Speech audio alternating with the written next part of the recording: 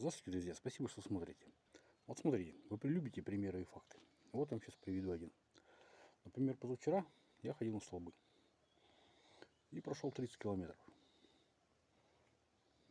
Я сказал позавчера, да. Вчера я пошел около 12 километров.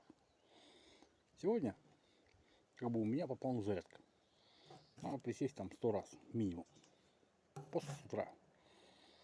А я такой про себя думаю, а зачем?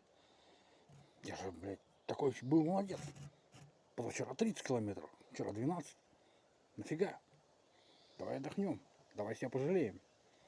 Вот если вы последуете такому пути и будете себя жалеть, и послушайте именно голос вот этот, всем вам конец. Никакого прогресса, никакой развития, никакого дальнейшего интересности в жизни не будет. Помните об этом. Не жалейте себя, развивайтесь. Хотя бы чуть-чуть, хотя бы минимум, но не жалейте.